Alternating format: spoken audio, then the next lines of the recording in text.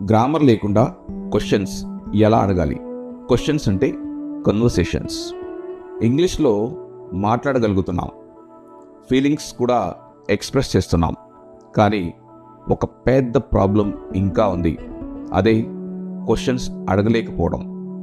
Questions అడిగేటప్పుడు మన భయం ఏంటంటే టెన్స్ కరెక్ట్ అవుతుందా, పాస్ట్ టెన్సా, ప్రజెంట్ టెన్సా, ఫ్యూచర్ టెన్సా, వర్డ్ ఆర్డర్ కరెక్టా, రాంగా, మిస్టేక్ అవుతుందేమో.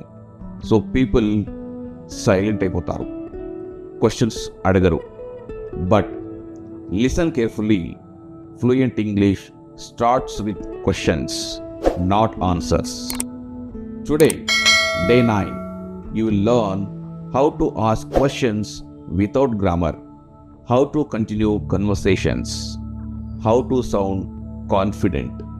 ఈరోజు మనం గ్రామర్ లేకుండా క్వశ్చన్స్ ఎలా అడగాలి, తర్వాత హౌ టు కంటిన్యూ కన్వర్సేషన్స్, మనం ఏదైతే కన్వర్సేషన్ చేస్తున్నామో దాన్ని ఎలా కంటిన్యూ చేయాలి, హౌ టు సౌండ్ కాన్ఫిడెంట్, ఒక కాన్ఫిడెంట్గా మనం ఎలా ఉండాలో ఈరోజు మనం చూద్దాం.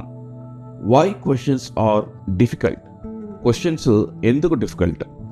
తెలుగులో అయితే క్వశ్చన్ అడగాలంటే మన టోన్ చేంజ్ చేస్తే సరిపోతుంది. అదే ఇంగ్లీష్కి వచ్చేసరికి మనం టెన్స్ థింక్ చేస్తాం. ఏ టెన్స్లో వాడాలి క్వశ్చన్ అడిగేటప్పుడు, ఆక్సిలరీ వర్బ్స్ గుర్తు చేస్తాం, రూల్స్ అన్నీ కరెక్ట్గా ఉన్నాయా లేదా అని గుర్తు చేసుకుంటూ భయంతో మనం సైలెంట్ అయిపోతాం. బట్ ఆల్ అన్నెసెసరీ, అవసరం లేనివి. ఇవన్నీ మీరు థింక్ చేయాల్సింది అవసరం లేదు. Real spoken English rule: ask simple question, ask short question, ask brave. చిన్న క్వశ్చన్ అడగండి, షార్ట్ క్వశ్చన్ అడగండి, ధైర్యంగా అడగండి. Yes no questions. మనము క్వశ్చన్ అడగాలనుకున్నప్పుడు సింగిల్ వర్డ్తో మనం ఏ రకంగా క్వశ్చన్ అడగొచ్చో చూద్దాం. సింగిల్ వర్డ్తో కూడా మనం క్వశ్చన్స్ అడగొచ్చు. ఎలా అడగాలో ఇప్పుడు చూద్దాం. డైలీ రియల్ లైఫ్లో మనం ఇది చాలా important. Use single words plus rising tone. No full sentences needed for this kind of daily life routine.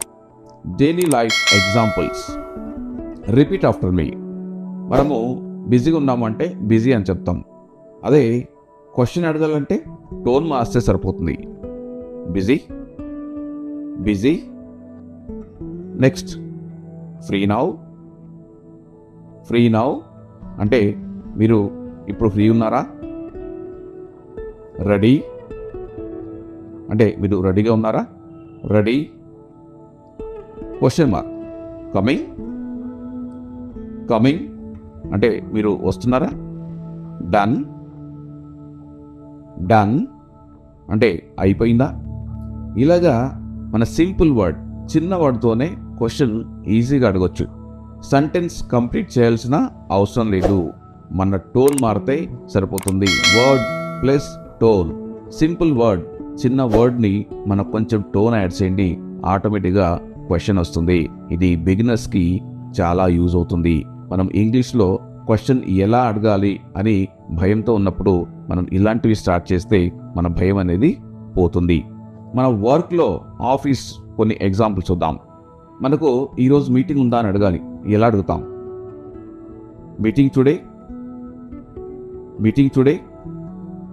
ఏదైనా ఫైల్ రెడీ ఉందా, రెడీ అయిందా అని ఎలా అడగాలి? File ready. File ready.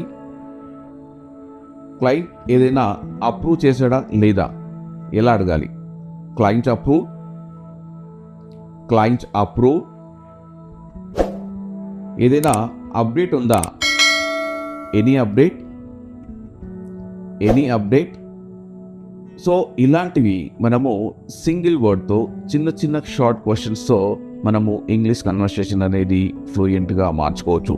ఏదైనా క్వశ్చన్ అడగాలనుకున్నప్పుడు చాలా ఈజీగా అడగవచ్చు. మనం బిగినింగ్ ఇలాంటి చిన్న వర్డ్స్తో డైలీ లైఫ్లో కానీ ఆఫీస్లో కానీ చిన్న చిన్న వర్డ్స్ యూజ్ చేస్తూ మీరు ప్రాక్టీస్ చేయండి.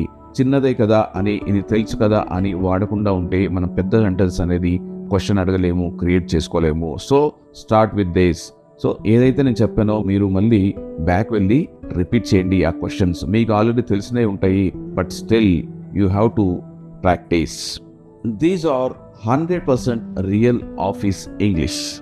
ఇప్పుడు కొన్ని క్వశ్చన్స్ అడగాలంటే కొన్ని స్టార్టర్స్ కావాలి. ఆ స్టార్టర్స్ ఏంటో చూద్దాం. Now we use question opener. No grammar is needed. కొన్ని క్వశ్చన్స్ అడగాలన్నప్పుడు మనము కొన్ని ఓపెనర్స్ అవసరము. వాటి గురించి ఇప్పుడు చూద్దాం. పవర్ స్టార్టర్స్ అంటే మనం జనరల్గా పవర్ఫుల్గా ఉండే కొన్ని starters. What, what, when, when, where, where, why, why, how, how. ఇవి మనము జనరల్గా యూజ్ చేసే పవర్ఫుల్ స్టార్టర్స్. క్వశ్చన్ అడగడానికి ఇవి చాలా యూజ్ అవుతాయి. కొన్ని ఎగ్జాంపుల్స్ ఇప్పుడు చూద్దాం. వాట్ హ్యాపెన్, వాట్ హ్యాపెన్ అంటే ఏం జరిగింది.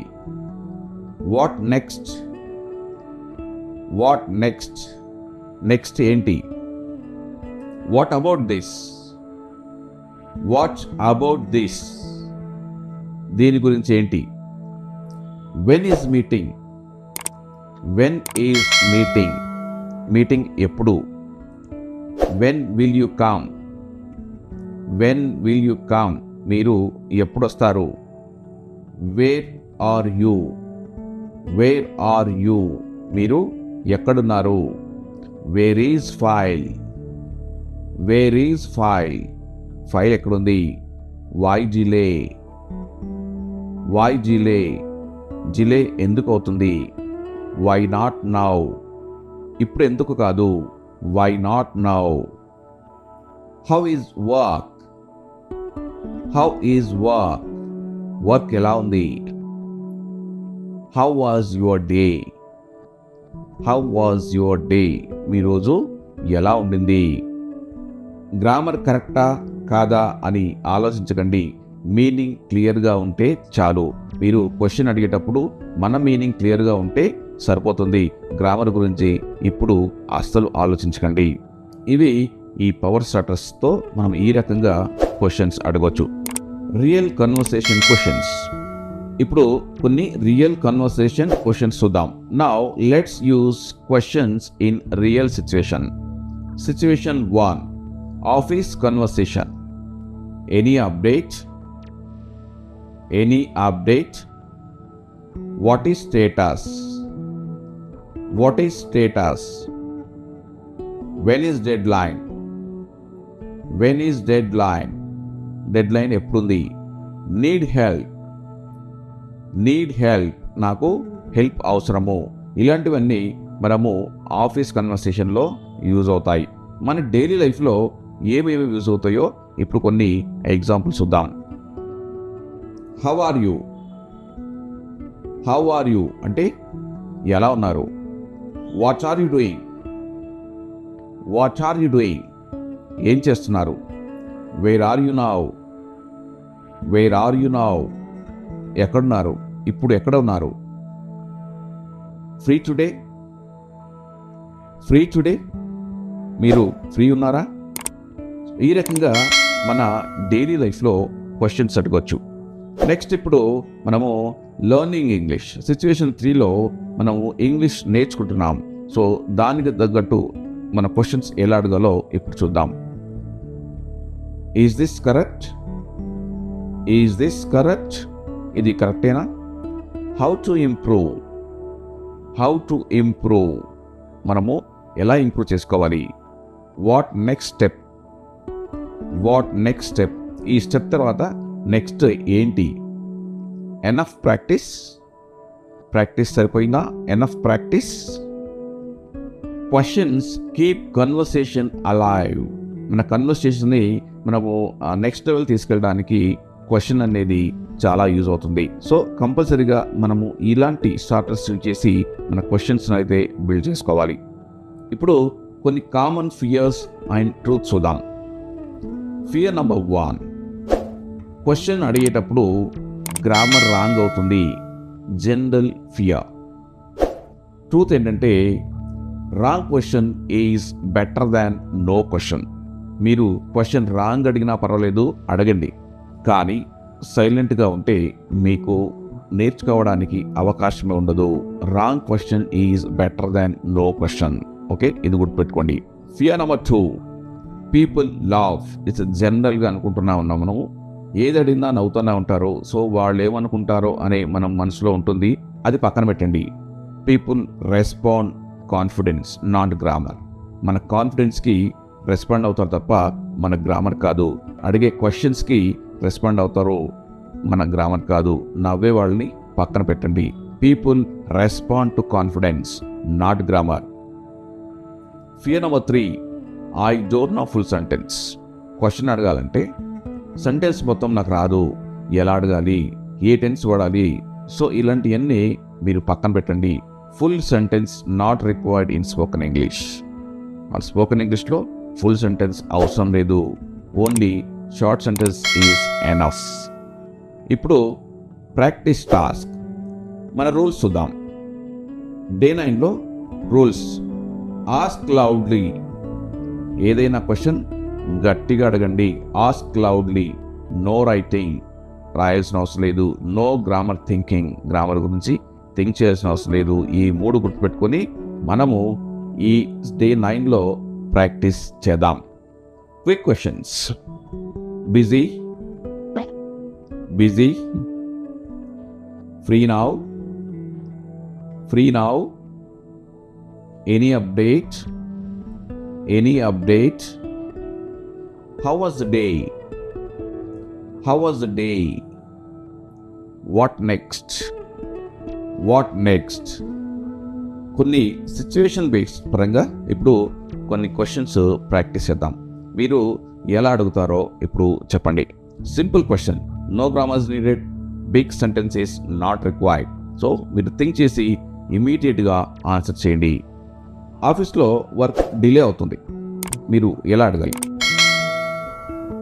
Why delay, why delay, delay ఎందుకు? మీ ఫ్రెండ్ ఎవరైనా సైలెంట్గా ఉన్నారు, దానికి మీరు ఏ రకం క్వశ్చన్ అడుగుతారు?